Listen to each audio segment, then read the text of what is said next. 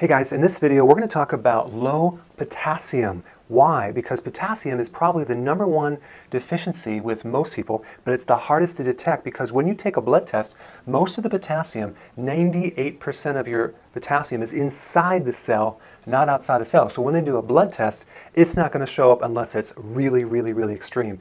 So the type of test that you would have to do would be an intracellular test. It's very sophisticated. People don't really ask for it. Doctors probably don't even know about it, but there is a test that you can do. But I like to go by symptoms. Here are some of the symptoms of low potassium. And by the way, this is not vitamin K, but this is a chemical symbol of potassium. It's a K+. So when you're low potassium, the blood pressure will increase. Why? Because potassium is a physiological relaxer. It's a tranquilizer. It calms things down. Muscle cramps, because potassium is an electrolyte. Sugar cravings. Why? Because potassium helps you store sugar.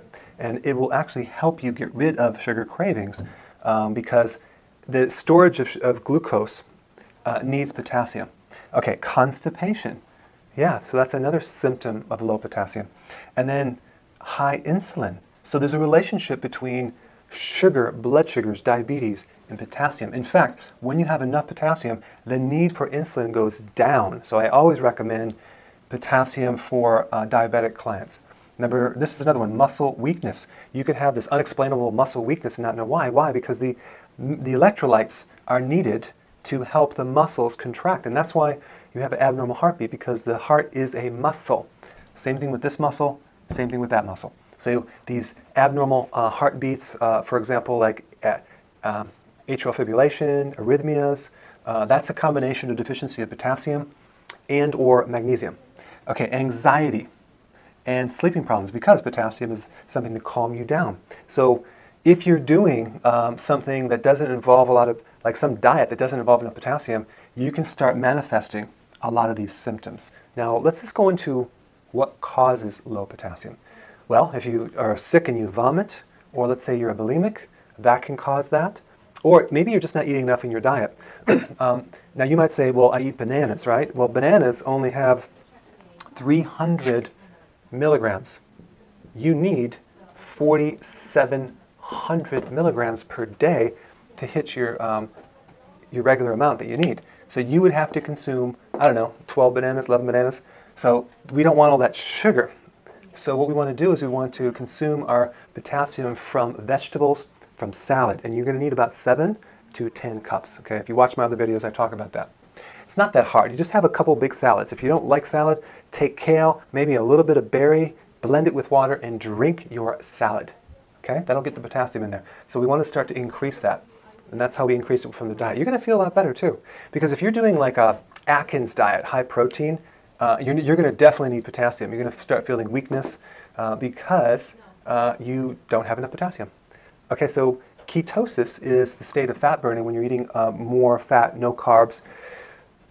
And you could become deficient in potassium from that too. So that's why I always modify the ketosis diet, and I make sure that we have enough greens and vegetables to help balance that. And also potassium is necessary for the digestion and breakdown and buildup of protein.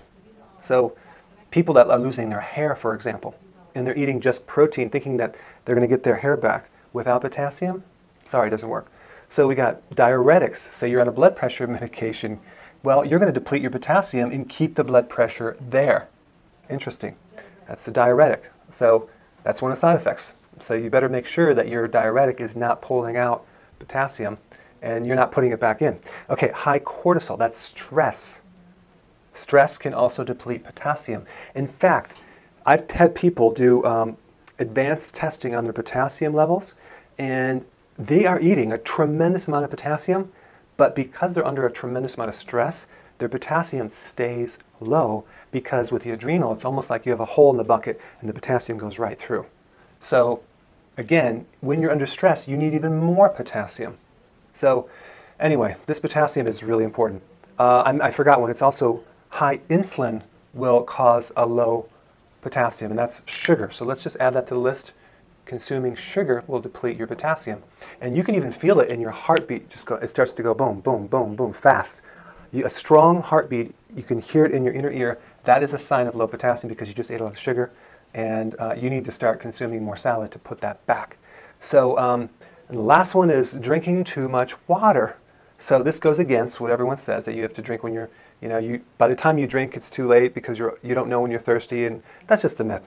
When you drink too much water, you create a condition called hypotremia, which is a dilution of all your electrolytes, and then your heart starts going out of balance, and you can have a heart attack by drinking too much water.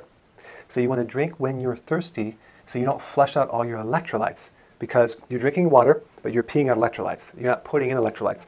I like to hydrate my water with lemon, a little bit of apple cider vinegar, maybe a little stevia. If it's carbonated, I drink Pellegrino a lot, or I drink filtered water. So I just want to kind of give you an overview on this very common deficiency that people have and the symptoms, so you can start thinking with it, and if you start having any of these, then you know it could be connected with that, and then you know the cause of that, okay? So I hope that helped. I will see you in the next video.